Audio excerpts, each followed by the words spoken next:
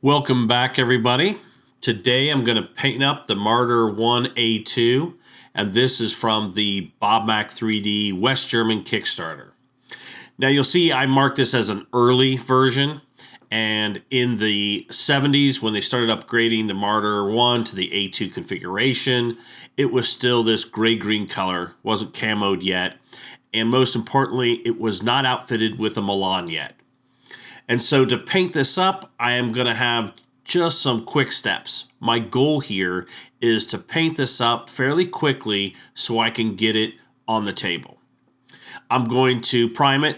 Now, I'm not going to show you me priming it. I've already primed it when we start doing the video here. Then I'm going to do some pre-shading, base color, highlight the base color, paint out the details, so that's the shovels and the gun. Then I'm going to do a pin wash, clean up the pin wash, give it a matte varnish, and then I'm done. So my goal here is to do this fairly quickly, and hopefully you can enjoy my process. Okay, so the first step is the pre-shade, and I'm just going to use a black color. It doesn't really matter what black color you use, and I am going to try to pick out as many panel lines and areas of shade that I think are appropriate or that I want to show up at the end of the model. Now, I already have the model primed. You can see it's gray here. I like to use a gray primer for the most part because this will allow me to do pre-shading and then put the base color over a nice gray base.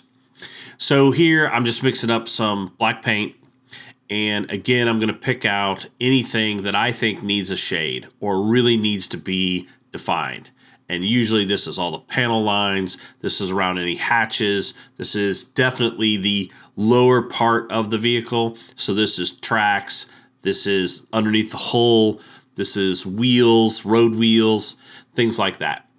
So you can watch the video. You can see where I hit spaces. And at the end of this, you can see when it's done how the pre-shading looks.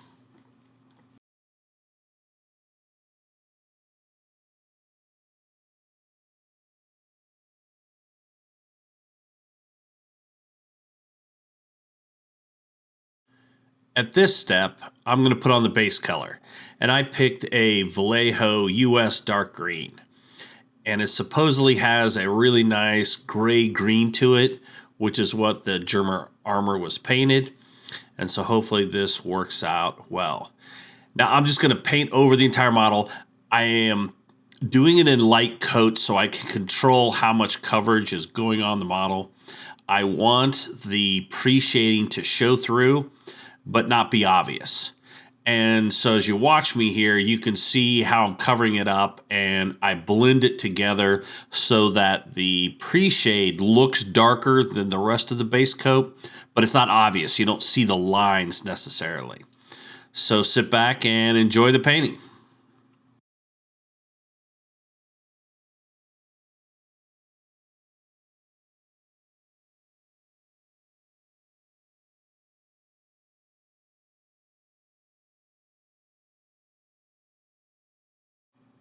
Our next step here is the highlighting the base color. And before we talk about that, I want you to notice on the model what I was talking about from the last step, the pre-shading and the base color, and look at how that the pre-shading now is blended, right? It fades into the green color. It doesn't necessarily look like lines, but it does give it some depth and some texture to the model fairly easily.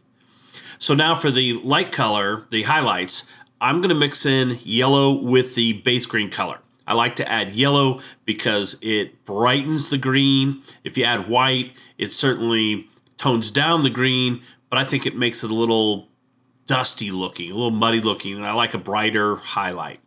So I'm mixing up the yellow with the green, and then I'm highlighting anywhere I think the sun will really hit the model, right? This is the big front forward panel. This is the top of the vehicle. This is all the top hatches, probably the top of the crew compartment in the back. Anywhere where the sun's really going to hit it, I want to hit with the highlight color, anything that stands out like that. This is a fairly quick process, So, I mean, it shouldn't take you a long time to hit some highlights and really make the model pop.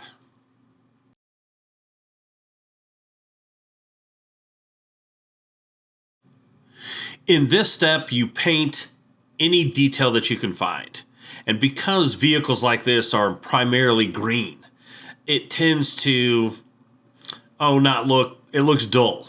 And so picking out some details really helps make the model pop. So here I pick out the tools, right? Paint the handles of the tools in a wood color, paint the actual head of the tools, the shovels, the pick, a gray color. I paint the gun. I paint the covers on the smoke dischargers. I paint those black. And anything else I can pick out to make a different color than green. This really helps the model stand out. Otherwise, it's a monocolor, and it's really difficult to embellish the model enough to make it look nice. So here in this stage, pick out your details and paint them. In this step, it's time to do the pin wash. So I have a good base color in there. I have my highlights. I've painted my details. You can see the pre-shading through it. I now want to pin wash it. Pin washing really blends everything together, makes the model look really nice, and adds the first step of weathering. Even though in this video I'm not weathering the model, it'll be in the next one. At least it's a start. So with pin wash, I use the Ammo of MIG brown wash for green vehicles. I love this wash, especially for green vehicles. And all you do is straight from the bottle, you dab it into the crevices and cracks so that you get a nice pin wash. You can watch me do it here.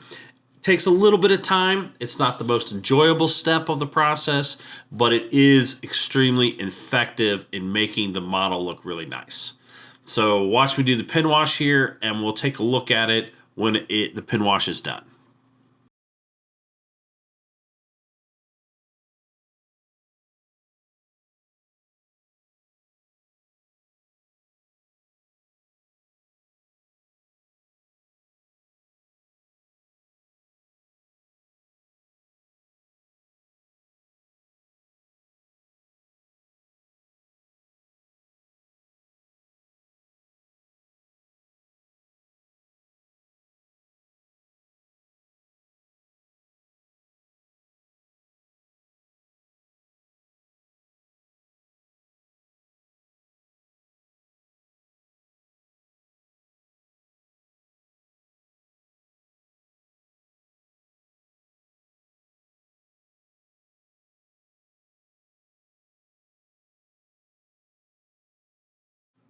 Now here you can see the result of the pin wash, right? This pin wash makes the vehicle look pretty nice. It really brings out the details around the hatches and all the buckles and all the things that are sticking out of the vehicle. It really makes them look good.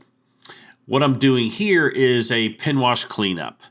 And when I do a pin wash, even though I'm pretty specific about where I'm putting the wash, I just hit little areas and let the wash run around the details. It's inevitable that I get the wash in places I don't want it. And I don't want the wash to look, too washy, right? As if you covered the model with normal wash and it looks all grayish and grungy. I don't want that. And so with enamels, you can clean it up. I've let the pin wash sit there probably for about 30 minutes. I want some of it to evaporate. I want some of it to dry. And then I put some thinner on my brush, and I make sure the brush is just moist, not damp with thinner, just moist. And then I just wipe away anything I don't want with the pin wash. Anything I don't like, I just dab it away. And once you do this, you'll find that this is kind of a fun process because you get to control how the end look is going to come out, how much you pull away, how much you leave there. And if you messed up at this stage and removed too much, you can always go back and add more pin wash and go back and forth. And in the beginning, I did that a lot, but now I have a pretty good handle on how I want it to look as I'm removing the wash. And in this case, there wasn't a ton to remove. It really came out pretty nice, so it didn't take too much time at all.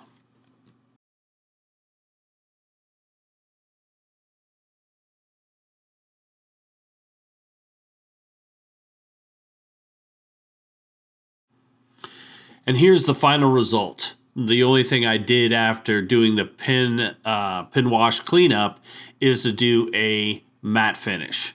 I completely covered the model with a matte varnish to give it a dull, try to knock down any of the glossiness to it, and I'm done. This piece is ready to put on the table and ready to game. I even painted up a squad to go with it. And this is a squad of 70s West Germans. This was, the miniatures are from Under Fire Miniatures. And I'm really happy how it turned out. This is a fairly quick and straightforward process.